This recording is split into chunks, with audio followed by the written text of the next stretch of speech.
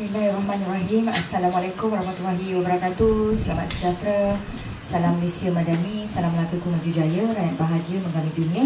Bijak laksana tuah, berani laksana jebat.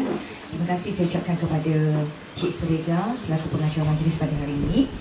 Yang berurusan Cik Nur Razam bin Muhammad Noor, Ketua Komuniti Madani Kampung Benggit, dan serta barisan ahli-ahli jawatan kuasa Komuniti Madani Benggit. Seterusnya yang berurusan Cik Kesa Krishnan, Ketua Komuniti Madani Taman Rukun Bahagia. Seterusnya wakil daripada Earth Warriors, ya. Seterusnya tuan-tuan puan-puan hadirin yang saya hormati sekalian.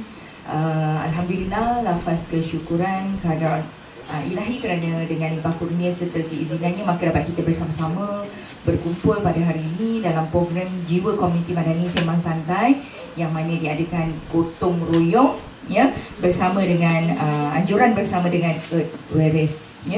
Terima kasih saya ucapkan kerana kepada Jawatan Kuasa Komuniti Madani Kampung Benggit kerana telah mengaturkan satu program pada pagi ini. Terima kasih banyak-banyak, ya, Cik Azam dan barisan ahli jawatan kuasanya.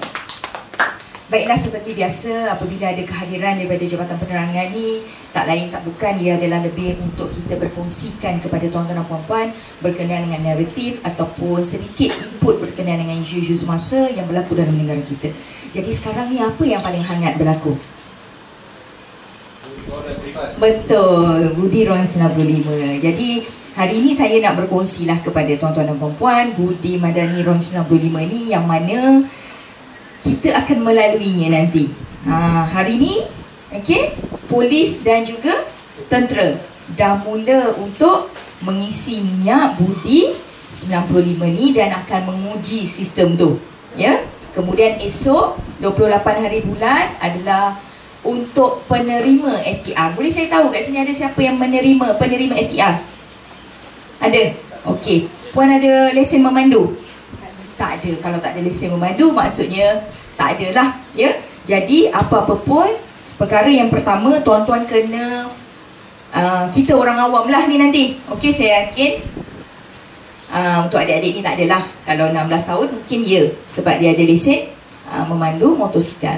Jadi yang kita ni ada driving license lah, kan, lesen memandu. Jadi perkara pertama kita kena semak dulu kelayakan kita.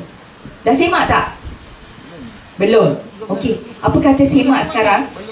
Boleh tak? Saya minta tuan-tuan semak sekarang. Okey, buka ke website www.budimadani